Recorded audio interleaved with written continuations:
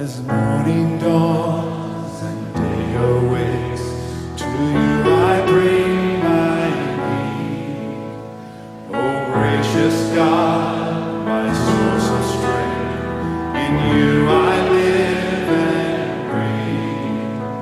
breathe. Each hour is yours by wisdom planned, each deed empowered by sovereign hands. Renew my spirit, help me stand, be glorified today.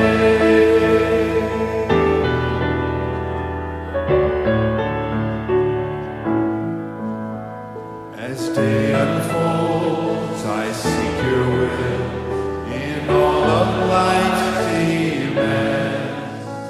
And though the tempter tries me still, I cling to your commands. Let every effort of my life display the matchless worth of Christ. Make me a living sacrifice, be glorified today.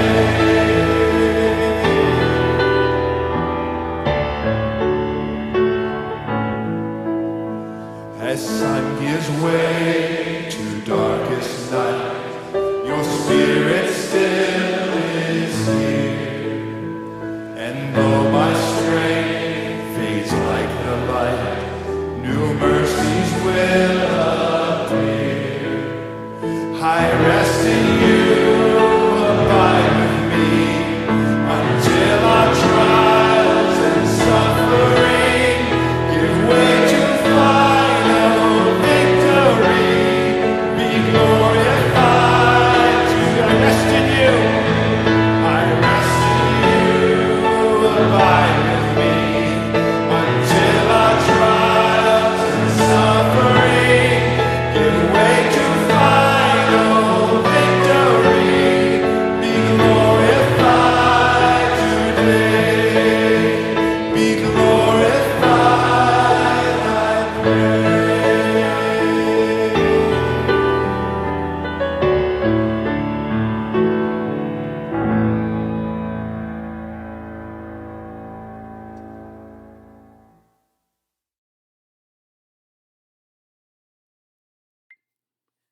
The armies of Saul are at war. They are at war with the Philistines. All of David's brothers are up there where the battle is taking place. David, still young, still considered that shepherd boy, is not old enough to be a soldier yet. But all his other brothers are up there. So his father gathers him with supplies and sends him to the front line and says, take these things to your brothers. They need them up there. The army is running short of supplies. So David makes his way with all of the supplies for his older brothers. And when he arrives at what is basically considered the front lines, he looks and he can see all of the soldiers. Over there is the Philistine army. Over here is the army of Israel, Saul's soldiers.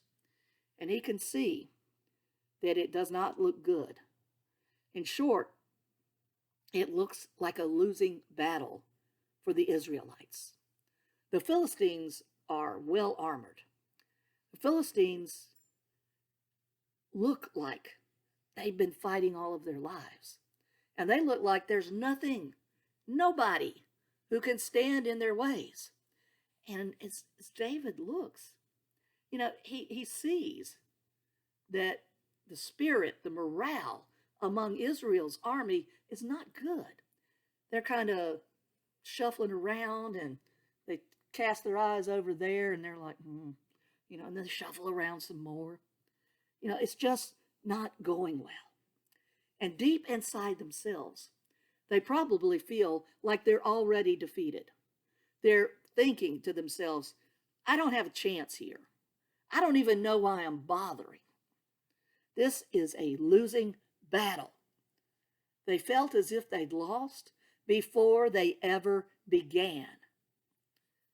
Do you have any of these things in your life, these losing battles, so to speak, you know, the things that you struggle against and you can't quite conquer. For some, those are medical conditions and health problems. How many have valiantly fought the battle with cancer? Yes, some have won, and some have not. How many have valiantly fought to keep going in a job that does nothing but take your ego and your pride with it, where you never seem to be advanced or appreciated? How many have time and time again reached out and rescued their children, their adult children, or their grandchildren from the mistakes they have made in life, thinking that they're helping and hoping that maybe the next time the child won't need their help? How many, just looking at the condition of the world today, feel so lonely and so isolated and depressed that they feel like it's a losing battle for the United States of America, that it's a losing battle being a part of this world today? We all struggle against things that we feel like they are so much bigger than us that we can't win, we can't conquer. And that robs us of self-esteem. That robs us of the ability to gather ourselves up and to go and to do. And for this situation, when David hits the front lines with the supplies for his brothers, he finds a totally demoralized army of Saul. And he sees on the other side the smirking Philistines, who know by the way the Israelites are conducting themselves, they've already beaten them. You know, like, oh yeah, look at you, the army of God. Yeah, aren't you big and bad? Ha ha ha. They know they've already won. They can see it in the attitude. They can feel it in the way that army over there is conducting themselves. You see, the Philistines, they have their secret weapon, if you will. They have a champion, a giant named Goliath. I mean, all you got to do is look at him and go, no,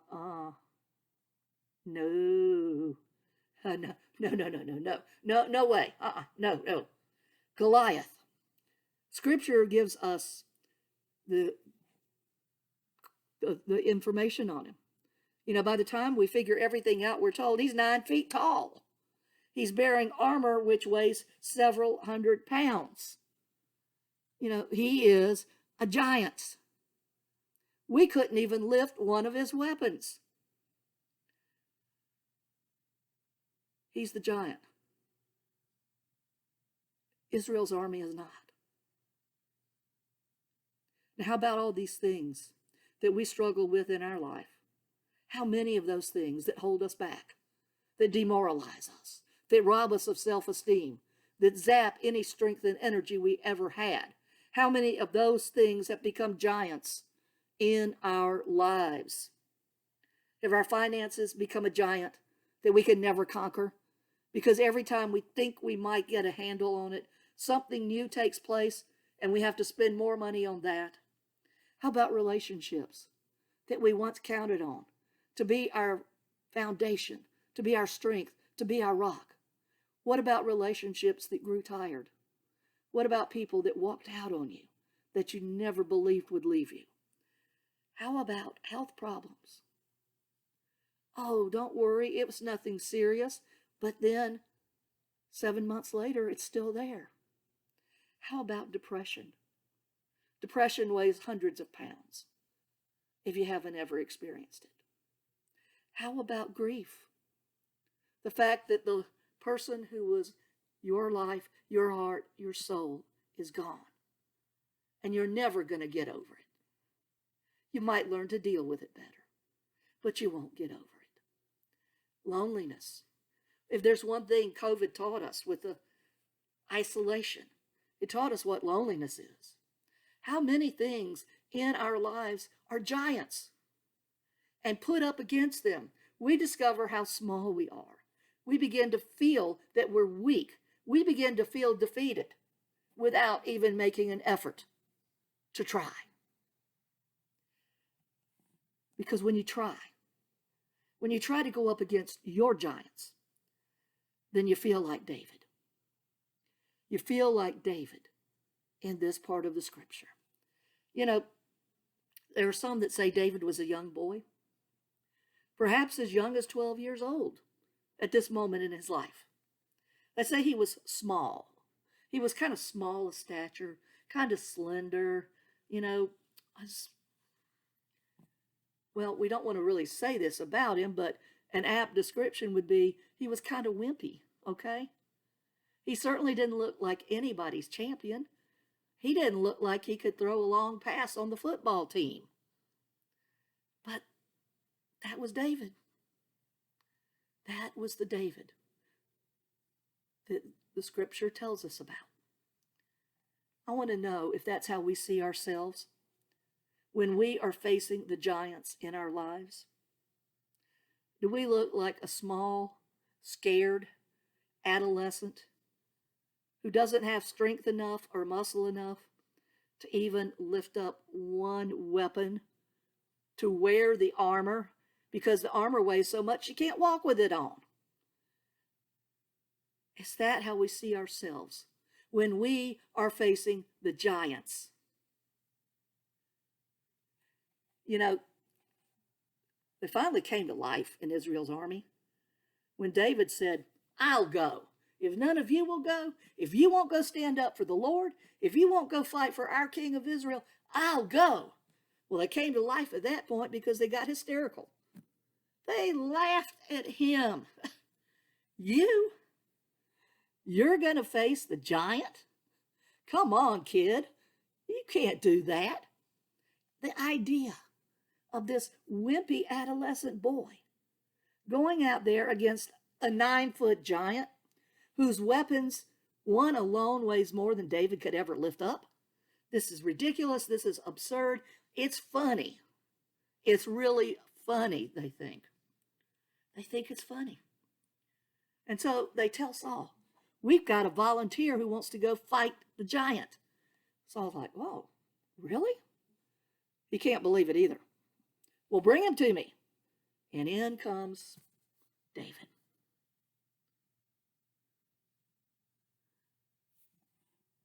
And Saul tries to say in a kind way, son, look, that man's been fighting all his life. You've never fought a battle. Thank you for your dedication. Thank you for your passion. Thank you for your willingness. But I can't let you do this. Saul is trying his best to keep this young kid from going out there and committing what in everybody else's eyes and minds is suicide. But David is not having any of it. No, David's like, look what I did as a shepherd boy. I can do it to him. And no matter how hard Saul tries to talk David out of it, David is convinced he is going to do it and he can beat this giant. And so Saul says, well, look, at least if you're going to go, if you're going to go, take my armor. At least protect yourself. So David puts it on. And he tries to walk in it. And he can't take more than 2 steps. It's too heavy for him. He's never used armor before. Or as the scripture said, he hasn't tested it. Meaning he's never used armor before. And so he leaves it behind. It's too big. It's too heavy. And he says, you know what I'm going to do? I am going to do exactly what I did when I guarded the sheep. I'm going out there just like I did as a shepherd. I'm going out there with my sling, with my slingshot, and with stones. That will be my preparation, because that was all I needed besides God when I protected the sheep. And that's all I'm going to need doing this too. And so they tell us in 1 Samuel that David went out and he bent down and he got himself 5 smooth stones. got 5 stones. He went out to face a giant with his courage, with his slingshot, and 5 stones. There was the stone of courage.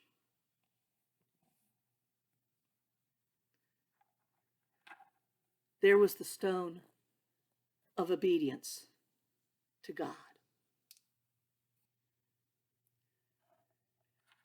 There was the stone of simplicity. There was the stone of faith. And then there was the stone of action. 5 stones is what David armed himself with. But David did it with 1 stone. 1 stone. And the giant fell. And so can the giants in our lives. They can fall with 1 stone if we arm ourselves the way that David did. Whatever it is that looms so large in our lives, that makes us feel so small, so helpless, and so incapable of winning. Well, my friends, all it takes is 5 stones to face the giant.